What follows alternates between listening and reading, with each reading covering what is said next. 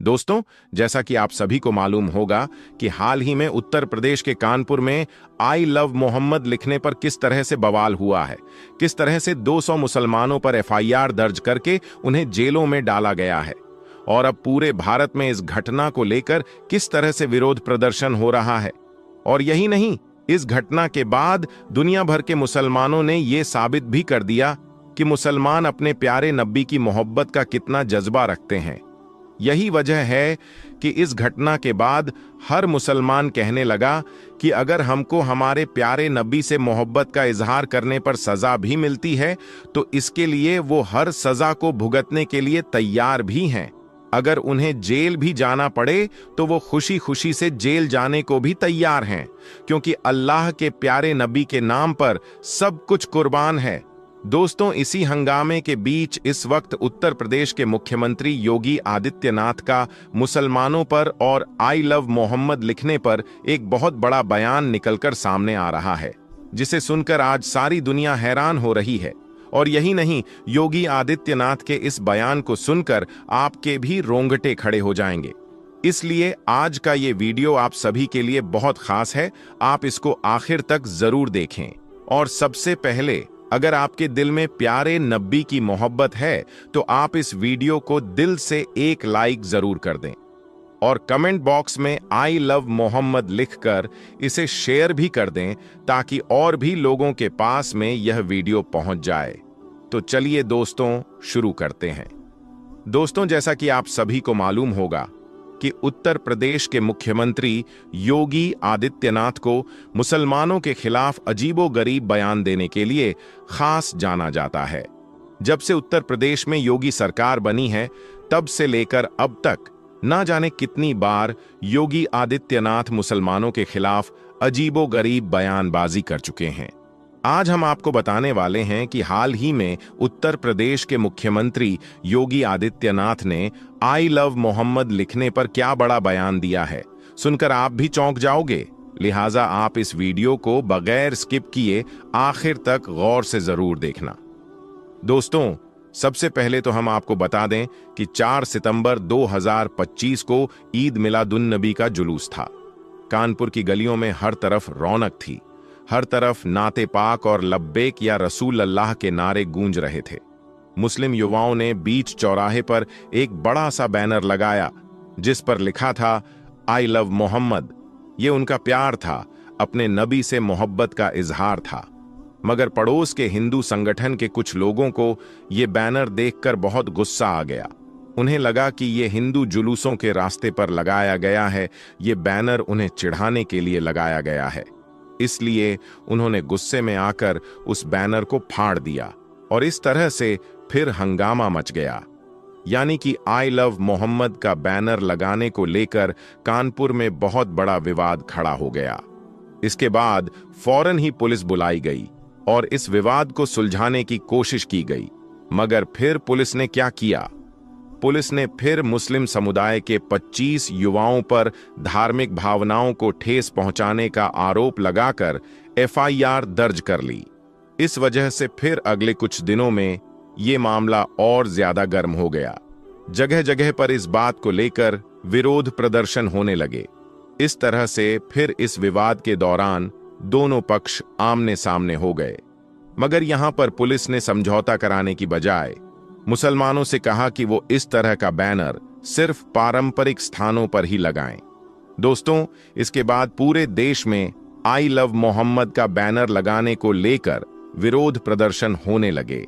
बरेली से बुरहानपुर और कटिहार तक लोग इसे अभिव्यक्ति की स्वतंत्रता पर हमला बताने लगे। इस तरह से फिर कानपुर ही नहीं बल्कि पूरे देश का माहौल तनावपूर्ण हो गया। हिंदू संगठन के लोग सड़कों पर उतर आए और दूसरी तरफ मुस्लिम लोग भी शांतिपूर्ण तरीके से मार्च निकालने लगे और जगह जगह पर आई लव मोहम्मद का बैनर लगाने लगे। इस तरह से फिर देखते देखते पूरे भारत में आई लव मोहम्मद का ट्रेंड चलने लगा और खास तौर से पूरे उत्तर प्रदेश का माहौल खराब हो गया। इसी बात को देखते हुए फिर उत्तर प्रदेश के मुख्यमंत्री योगी आदित्यनाथ को सामने आना पड़ा और आकर उन्होंने ऐसी बड़ी बातें कह दी जिसे सुनकर आज हर कोई हैरान हो रहा है। योगी आदित्यनाथ ने अपने इस बयान में कहा कि किसी भी धर्म, संप्रदाय, महापुरुष, देवता या संत पर कोई भी अपमानजनक टिप्पणी स्वीकार नहीं की जाएगी। ऐसी टिप्पणियां करने वालों को कानून के दायरे में लाकर कड़ी सजा दी जाएगी। इसके आगे योगी आदित्यनाथ ने यह भी कहा कि भारत देश में सभी धर्मों और संप्रदाय को एक दूसरे का सम्मान करना होगा, लेकिन इसके साथ ही विरोध के नाम पर अराजकता, तोड़फोड़ या आगजनी बर्दाश्त नहीं की जाएगी। ऐसा करने वालों पर कड़ी से कड़ी कार्रवाई की जाएगी। दोस्तों, हम आपको बता दें कि योगी आदित्यनाथ ने यह बयान कानून व्यवस्था की समीक्षा बैठक में दिया है, जो धार्मिक विवादों पर योगी के सम्मान नीति को दर्शाता है। सख्त कार्रवाई, लेकिन साथ ही आपसी सम्मान की भी अपील की गई है। और साथ ही उत्तर प्रदेश के मुख्यमंत्री योगी आदित्यनाथ की ओर से इस मामले में पुलिस की कार्रवाई को सही ठहराया है। यानी कि योगी आदित्यनाथ ने कहा है कि इस मामले पर पुलिस ने जो भी कोई कार्रवाई की है वो बिल्कुल सही की है। इसके साथ ही उत्तर प्रदेश के मुख्यमंत्री योगी आदित्यनाथ ने अपने आला अधिकारियों को यह भी सख्त निर्देश दिया है कि वो इस विवाद के बीच सोशल मीडिया पर 24 घंटे खास निगरानी रखें। इस विवाद के बीच कोई भी शख्स सोशल मीडिया के जरिए से किसी भी तरह की कोई अफवाह ना फैलाने पाए और ना ही कोई आपत्तिजनक पोस्ट करने पाए। और इस बीच अगर कोई सोशल मीडिया पर गलत पोस्ट करता हुआ या फिर अफवाह फैलाता हुआ मिल जाता है तो ऐसे शख्स पर कड़ी से कड़ी कार्रवाई की जाए। इसके अलावा योगी आदित्यनाथ ने अपने आला अधिकारियों को ये भी सख्त निर्देश दिया है कि आई लव मोहम्मद विवाद के बीच अगर कोई भड़काऊ बयानबाजी करता हुआ मिलता है या कोई गलत बयानबाजी करता है तो ऐसे शरारती तत्वों के साथ में जीरो टॉलरेंस की नीति अपनाई जाए। लेकिन दोस्तों, अब इन्हें कौन समझाए कि मोहब्बत कभी छुपाई नहीं जाती है। मोहब्बत अगर सच्ची हो तो वो जबान पर आ ही जाती है और वो दिल से छलकती भी है। और बात जब आ जाती है अल्लाह के प्यारे नबी हजरत मोहम्मद सल्लल्लाहु अलैहि वसल्लम की, तो फिर मुसलमान अपनी जान, अपना माल, अपना घर बार सब कुछ कुर्बान करने के लिए तैयार हो जाते हैं। और ऐसा हाल ही के मामले में आपने देखा भी होगा जिसमें आई लव मोहम्मद का बैनर लगाया गया, जिस पर विवाद खड़ा हो गया। हालांकि ये कोई नया जुमला नहीं है, ये वो अल्फाज है जो हर मुसलमान की आवाज है। कोई इस बात को अपनी नमाज में कहता है, तो कोई अपनी दुआ में कहता है, तो कोई अपनी रूह की गहराई से अपने नबी को पुकारता है। लेकिन इस बार जब आई लव मोहम्मद का बोर्ड लगाया गया तो अचानक से यह मामला एक विवाद का रूप ले बैठा। फिर पुलिस और प्रशासन की तरफ से कहा गया कि यह एक नया रिवाज है और ऐसा करने से दूसरे धर्म के लोगों की भावनाओं को ठेस पहुंचती है और इससे सांप्रदायिक सौहार्द भी बिगड़ सकता है। पुलिस ने ऐसा कहकर पहले तो मुसलमानों से आई लव मोहम्मद का बोर्ड हटाने को कहा, लेकिन फिर जब मुसलमानों ने बोर्ड नहीं हटाया तो फिर पुलिस ने खुद ही बोर्ड और तंबू दोनों को उखाड़ दिया। और यही नहीं, फिर यूपी पुलिस ने तकरीबन 25 मुसलमानों पर मुकदमा भी दर्ज कर लिया, जिनमें से 9 लोगों के नाम साफ साफ लिखे गए, जबकि बाकी के 15 लोगों को अज्ञात बताकर मुकदमा दर्ज किया गया। अब दोस्तों, आप जरा सोचिए कि यहां पर मामला सिर्फ इतना था कि कुछ लोगों ने अपने प्यारे नबी की मोहब्बत का इजहार किया, जिससे ना कोई हिंसा हुई, ना कोई लड़ाई झगड़ा हुआ, ना किसी को गाली दी गई। बस सिर्फ एक बोर्ड लगाया गया जिस पर लिखा था आई लव मोहम्मद। मगर इस इजहार पर भी उत्तर प्रदेश में मुकदमा दर्ज हो गया। लेकिन फिर इस पर मुसलमानों की प्रतिक्रिया भी काबिले गौर रही। जब यह खबर फैली तो हर तरफ से मुसलमान कहने लगे कि अगर आई लव मोहम्मद लिखना जुर्म है, गुनाह है, तो हम खुशी खुशी से ये जुर्म करेंगे। अगर इसके लिए हमें जेल भी जाना पड़ा तो हम जेल जाने के लिए भी तैयार हैं, क्योंकि मोहब्बत छुपाने की चीज नहीं होती है और अपने प्यारे नबी से मोहब्बत का इजहार तो हर मुसलमान की रूह का एक हिस्सा है। दोस्तों, कानपुर की इस घटना के बाद पूरे देश में और पूरे सोशल मीडिया पर आई लव मोहम्मद की गूंज सुनाई देने लगी। लोग हर जगह पर यही लिखने लगे कि अब ये मामला कानपुर से निकलकर पूरे हिंदुस्तान में और फिर पूरी दुनिया में पहुंच गया। इसके बाद पुलिस प्रशासन ने सफाई देते हुए कहा कि ये एक नया रिवाज है और अब से सार्वजनिक स्थान पर ऐसा नहीं किया जाएगा। लेकिन यहां पर सोचने वाली बात यह है कि अब मोहब्बत के इजहार के लिए भी इजाजत लेने की जरूरत होगी। हालांकि भारत का संविधान हर इंसान को धर्म की आजादी देता है। हर शख्स को यह अधिकार है कि वो अपने धर्म का प्रचार करें, उसका पालन करें और उसे दूसरों तक पहुंचाए। मुसलमान अगर अपने नबी से मोहब्बत करता है तो ये उसका हक है। वो किसी को कोई गाली तो नहीं दे रहा है, किसी पर कोई हमला तो नहीं कर रहा है, किसी की धार्मिक भावनाओं का अपमान तो नहीं कर रहा है, मगर फिर भी ये लोग हर तरफ से मुसलमानों को दबाने की कोशिश कर रहे हैं। लेकिन याद रखें, ये दुनिया चाहे जो कुछ भी कर ले, चाहे जितने भी मंसूबे बना ले, इनका सामना कयामत तक मोहम्मद नाम से होता रहेगा। ये नाम आज भी दुश्मनों के दिलों में दहशत और मुसलमानों के दिलों की ठंडक बना हुआ है और इंशाअल्लाह कयामत तक ऐसा ही रहेगा। और यही नहीं, मोहम्मद नाम मुसलमानों के दिलों में शौक़े शहादत पैदा करने का जज्बा भी रखता है। अल्लाह ताला से दुआ है कि अल्लाह पाक हम सबके दिलों में प्यारे नबी की मोहब्बत को पैदा करें और मोहम्मद नाम के लिए मर मिटने का जज्बा पैदा करें। दोस्तों, अजान कोई इंसानी बनाई हुई चीज नहीं है, बल्कि ये अल्लाह का कलाम है। यानी इसे ना तो किसी ने लिखा और ना ही बनाया, बल्कि अल्लाह ने हमारी हिदायत के तौर पर भेजा है। अजान का मकसद ये है कि लोग नमाज के लिए मस्जिद में इकट्ठा हों। यही वजह है कि रोज 5 वक्त अजान दी जाती है। लेकिन अफसोस, आज पॉलिटिक्स की वजह से मुल्क का माहौल कुछ ऐसा बन गया है कि जगह जगह अजान पर एतराज उठाए जा रहे हैं। ये लोग शायद ये भूल चुके हैं कि जब अल्लाह का अजाब आता है तो इंसान को संभलने का मौका तक नहीं मिलता और वो बर्बाद होकर रह जाता है। आज की इस वीडियो में हम आपको एक ऐसे शख्स की कहानी बताएंगे जो अजान से सख्त नफरत किया करता था।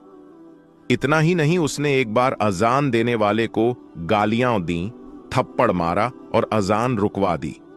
लेकिन उसके बाद उस शख्स के साथ जो कुछ हुआ, उसे सुनकर आप यकीनन हैरान और परेशान रह जाएंगे। इसलिए दोस्तों, ये वीडियो आप सबके लिए बहुत खास है, चाहे आप हिंदू हों या मुसलमान। इस वीडियो को आखिर तक जरूर देखिए। दोस्तों, बहुत पहले की बात है, किसी पोस्ट पर एक बहुत बड़ा ऑफिसर था। एक बार किसी खास काम की वजह से उसका तबादला यानी उसका ट्रांसफर मुस्लिम इलाके में हो गया था। इत्तेफाक से उसको वहां पर रहने के लिए जो मकान मिला, उसके करीब में ही एक मस्जिद थी जिसमें 5 टाइम रोजाना अजान दी जाती थी। एक दिन वो ऑफिसर अपने मकान के अंदर सो रहा था कि इतने में मस्जिद में फज्र की अजान होने लगी, यानी कि उसके कानों में अजान की आवाज जोर से पड़ने लगी, जिससे उस ऑफिसर की आंखें खुल गईं। ये देखकर उस ऑफिसर को बहुत गुस्सा आया, इसलिए उसने सुबह होते ही उस मुअज्जिन को यानी अजान देने वाले को अपने पास बुलाया और उससे कहने लगा कि कल से सुबह की अजान लाउडस्पीकर में मत देना, क्योंकि मेरा घर मस्जिद के करीब में है और सुबह अजान की वजह से मेरी नींद में खलल पैदा होता है, यानी कि मेरी नींद खराब होती है। यह सुनकर अजान देने वाले मुअज्जिन ने कहा कि साहब, ये तो अल्लाह का कलाम है, इसको सुनकर तो सुबह सुबह दिल को सुकून पहुंचना चाहिए, और अगर मैं सुबह सुबह लाउडस्पीकर में अजान ना दूंगा तो जो बूढ़े बुजुर्ग लोग हैं उनकी आंखें कैसे खुलेगी। और यही नहीं, बहुत से बूढ़े बुजुर्ग लोग ऐसे भी हैं जिनके पास वक्त देखने के लिए घड़ी भी नहीं है, या फिर उनको घड़ी में टाइम देखना नहीं आता है। ऐसे लोग तो सुबह सुबह अजान की आवाज सुनकर ही मस्जिद में नमाज पढ़ने के लिए आते हैं। और साहब, अजान की आवाज सुनकर आप भी जल्दी सुबह उठ जाया करो, इससे आपको भी बहुत ज्यादा फायदा होगा। सुबह सुबह जल्दी उठकर आप भी पैदल चला करो, इससे आपके जिस्म को भी काफी फायदा हासिल होगा। ऑफिसर तो मुसलमानों के बारे में तरह तरह की बातें सुनकर उनसे पहले ही नफरत करता था, इसलिए वो फिर इस आदमी के ऐसी बातें सुनकर गुस्से में आकर कहने लगा कि मुझे ज्यादा समझाने की जरूरत नहीं है, और याद रखना, खबरदार, अगर तुमने कल लाउडस्पीकर से सुबह फज्र की अजान दी तो तुम्हारी खैर नहीं। और ऐसे ही उस ऑफिसर ने अजान देने वाले को खरी खोटी सुनाकर भेज दिया। मगर उस अजान देने वाले ने उस ऑफिसर की बात पर कुछ खास ध्यान नहीं दिया, इसलिए फिर उसने अगले दिन ही सुबह फजर के वक्त लाउडस्पीकर से अजान दे दी। जैसे ही सुबह सुबह उस ऑफिसर ने अजान की आवाज सुनी तो गुस्से से लाल हो गया और वो फौरन उस अजान देने वाले के पास गया और उसको बुरा भला कहने लगा। और यही नहीं, गुस्से में उसने उस अजान देने वाले शख्स को थप्पड़ मार दिया और कहने लगा कि मैंने तुमको कल कितना समझाया था कि सुबह अजान की आवाज से मेरी नींद खराब होती है, इसीलिए लाउडस्पीकर में अजान मत देना, लेकिन तुमने तो मेरी बात पर ध्यान ही नहीं दिया। बेचारा अजान देने वाला उस ऑफिसर को क्या कहता, वो तो थप्पड़ खाकर रोने लगा और दिल ही दिल में अल्लाह ताला से दुआ करने लगा, या अल्लाह जिसने तेरी इस अजान को देने वाले बंदे पर जुल्म किया, तू इसे अपने अजाब में डाल दे, इसे ऐसी सजा दे कि इसकी अक्ल ठिकाने आ जाए। जैसे ही मुअज्जिन की आवाज अल्लाह की बारगाह में पहुंची तो अल्लाह ने फौरन उसकी दुआ कबूल कर ली और उसी दिन उस ऑफिसर पर अजाब नाजिल हो गया। यानी कि उसी रात वो अल्लाह की पकड़ में आ गया जिस दिन उसने अजान देने वाले को थप्पड़ मारा। उस रात वो अपने घर में सोया जरूर था, मगर सुबह वो उठ ना सका, क्योंकि उसी रात उसके जिस्म के आधे हिस्से पर लकवा मार गया, जिसकी वजह से उसके हाथ हिलने के काबिल भी नहीं रहे। उसके बाद उस ऑफिसर का काफी इलाज करवाया गया, मगर उसका वो मर्ज ठीक ना हो सका। ये देखकर दफ्तर वालों ने उसे नौकरी से भी निकाल दिया। अब उसके घर में जो मोटी रकम आती थी वो भी आना बंद हो गई थी। अब घर में पड़ा पड़ा अपनी बीवी को परेशान करने लगा और लड़ाई झगड़ा करने लगा। उसकी बेचारी बीवी उसकी खिदमत करती थी, उसे अपने हाथों से खाना खिलाती थी, उसके कपड़े बदलती थी, यानी कि हर तरह से उसकी देखभाल करती थी, और इसके बदले में उसकी बीवी को गालियां ही सुनने को मिलती थी। इसी तरह से कुछ दिनों के बाद उसकी बीवी भी उससे तंग आ गई और एक दिन उसकी बीवी ने अपने भाई को फोन कर दिया और कहने लगी, भैया मैं इस इंसान से तंग आ चुकी हूं, पूरे दिन इसकी खिदमत करती रहती हूं, मगर ऊपर से ये मुझे गालियां देता है, मारता पीटता है। अब मैं यहां पर इसके साथ नहीं रह सकती हूं, इसलिए आप मुझे यहां से ले जाइए। ये सुनकर उसका भाई उसे फौरन लेने आ गया और फिर उस ऑफिसर की बीवी अपने मायके चली गई। इसी दौरान उस ऑफिसर के दूसरे हिस्से पर भी लकवा पड़ गया और अब उसके जिस्म का दूसरा हिस्सा भी काम करना बंद कर दिया। अब उसकी दोनों टांगें सीने से जा लगी थीं। अब ऑफिसर एक जिंदा लाश बनकर रह गया था। अब ना ही उसके हाथ हिल रहे थे और ना ही उसके पांव काम कर रहे थे और घर में ना ही कोई उसकी देखभाल करने वाला था। ये देखकर एक दिन उस ऑफिसर का छोटा भाई उसके पास आया और उसे उठाकर अपने घर ले गया। अब ये ना तो खुद उठ सकता था और ना ही खुद के हाथों से खा पी सकता था। अब कौन हर रोज बच्चों की तरह उसकी नजासत धोए, अब कौन इसके कपड़े बदलवाए। ऐसे ही करते करते एक दिन उसके भाई की बीवी भी उससे तंग आ गई और कहने लगी, मुझसे तो ये रोज रोज काम नहीं होगा। ऐसे ही करते करते एक दिन उस ऑफिसर ने किसी बात पर अपने ही उस भाई की बीवी से झगड़ा कर लिया। उसको कोई सख्त बात कह दी, क्योंकि उसकी जबान काबू में नहीं थी, इसलिए उसने अपने भाई की बीवी को गालियां सुना दी। उसकी गालियां सुनकर भाई की बीवी रोने लगी और अपने शौहर से कहने लगी, अब या तो इस घर में तुम्हारा भाई रहेगा या फिर मैं रहूंगी। ये सुनकर भाई ने सोचा कि इस बीमार भाई के चक्कर में मेरी जिंदगी बर्बाद हो जाएगी, इसलिए क्यों ना इसी भाई को यहां से हटा दिया जाएगा।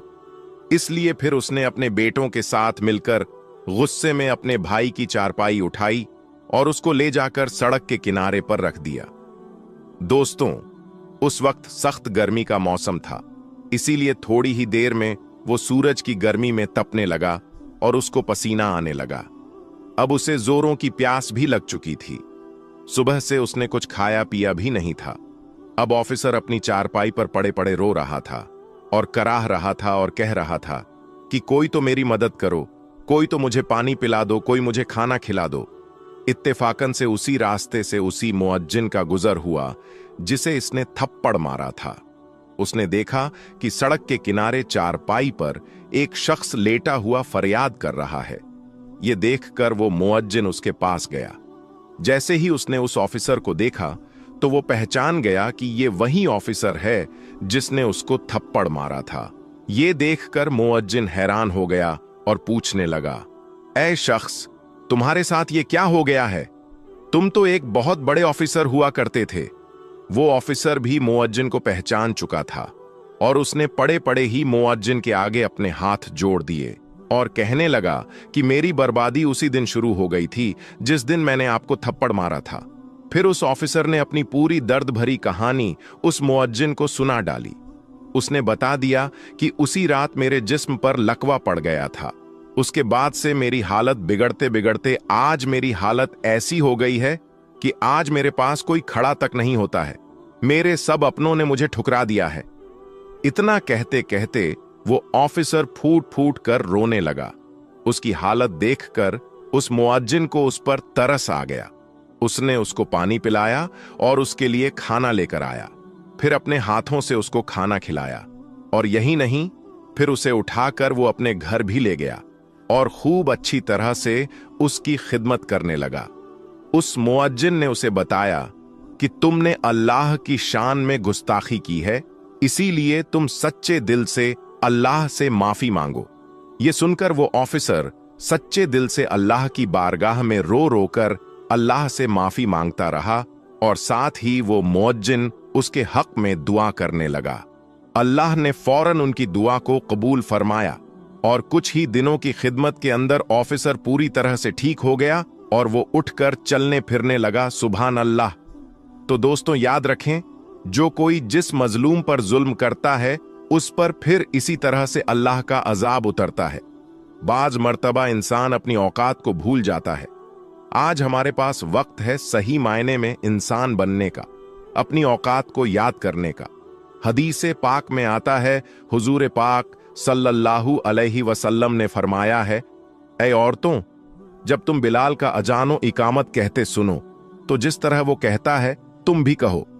अल्लाह तुम्हारे लिए हर कलमे के बदले 1,00,000 नेकियां लिखेगा और 1,000 दर्जात बुलंद फरमाएगा और 1,000 गुनाह मिटा देगा।